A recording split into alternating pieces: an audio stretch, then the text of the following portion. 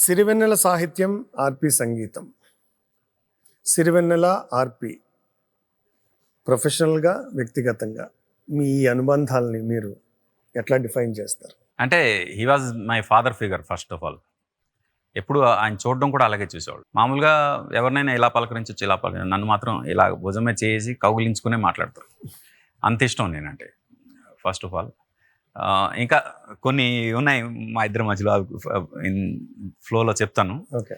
But first time నేను కలవటం ఆయనకి మద్రాసులో కలిశాను. ఆయన అప్పుడు చెన్నైలో ఉంటున్నారు. అవునంటూ కాదంటేనే ఒక సినిమా కోసం ఒక పాట ఆయన రాస్తే బాగుంటుందని చంద్రసిద్ధార్థ గారు, డైరెక్టర్ గారు ఆ టైంలో అనుకుంటే, ఆ పాట కంపోజ్ చేసిన తర్వాత ఆయన దగ్గరికి వెళ్ళి పాట రాయించడం జరిగింది. జరిగిన తర్వాత అదే మొదటిసారి మీరు కలవడం, ఫస్ట్ టైం కలవడం. అంటే మరి ఇన్నాళ్ళ నుంచి రోజు సాయంకాలం పూట ఆది భిక్షువు పాడుతున్న అదే రచయితని కలిసినప్పుడు అసలు ఆ ఎమోషన్ వేరేగా ఉండేది పూర్తిగా.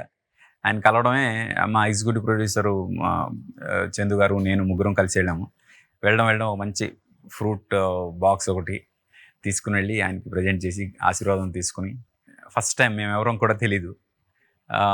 ఇట్ వాజ్ ఎ వెరీ, అంటే ఒక రకంగా చందు గారు చాలా ఇంటలెక్చువల్. తను ఆయనతో కూర్చుంటే ఎవరికైనా అర్థం అవుతుంది, ఓకే ఈ మనిషికి విషయం ఉంది అని. ఆయనకి ఏంటంటే ఎవరైనా విషయం ఉన్న మనిషితో మాట్లాడుతుంటే ఆయనకి టైమే తెలియదు. అలాగా టైం తెలియకుండా చాలాసేపు మాట్లాడుతుంటే మధ్య మధ్యలో నేను ఉన్నా కానీ డెఫినెట్గా నేను అంటూ అక్కడ డిఫైన్ అవ్వలేదు. ఎందుకంటే నేను చాలా చిన్నవాడిని, అండ్ నా మ్యూజిక్లో ఆయన రాస్తున్నారు అనేదే ఒక పెద్ద విషయం. ఒక దీనిలో ఉన్నాను, ఒక హ్యాంగ్ ఓవర్లో ఉన్నాను ఆ ట్రాన్స్లో. బట్ ఫైనల్లీ ఆ మీటింగ్ అయిపోయింది, పాట ఆయన రాసి ఇచ్చారు, ఆ పాట పాడించాము, అంతా బాగా జరిగింది. అది కేకే పాడాడు. తర్వాత ఆ సినిమా ఆగిపోయింది. ఆ సినిమా ఆగిపోయిన తర్వాత ఆ సినిమా తర్వాత స్వయంవరంగా వచ్చింది. ఆ సినిమాకి నేను మ్యూజిక్ కాదు, స్వయంవరం వచ్చే టైంకి నేను మ్యూజిక్ కాదు. ఎందుకంటే చందు గారు త్రూగా నేను వెళ్ళాను కాబట్టి చందు గారు బయటకు వచ్చేస్తే చందు గారితో పాటు నేను కూడా బయటకు వచ్చా ఆ సినిమా నుంచి.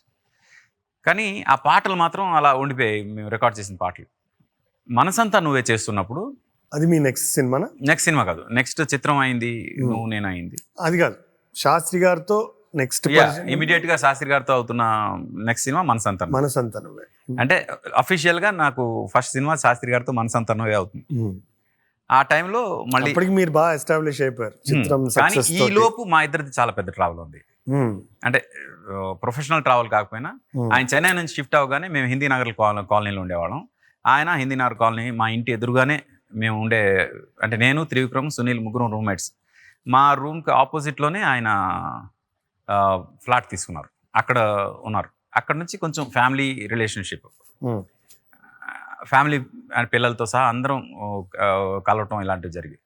ఆ తర్వాత నాకు పెళ్ళైన తర్వాత నేను ఎల్లారెడ్డిగూడలో ఫ్లాట్లో ఉంటే, అదే అపార్ట్మెంట్లో ఆయన కూడా విత్ ఫ్యామిలీ ఉన్నారు. ఇలా ఎలా సార్ ఏం మరి అది అనుబంధం అంటారు కదా, అలా కంటిన్యూ అయింది చాలా కాలం. కంటిన్యూ అయిన తర్వాత మళ్ళీ షిఫ్ట్ అయ్యేది వేరే విషయం. బట్ ఈ మనసంతా నువ్వు అయ్యే లోపు ఈ జర్నీ చాలా జరిగింది. ఈ పర్సనల్ బాండింగ్ కొంచెం బాగా జరిగింది.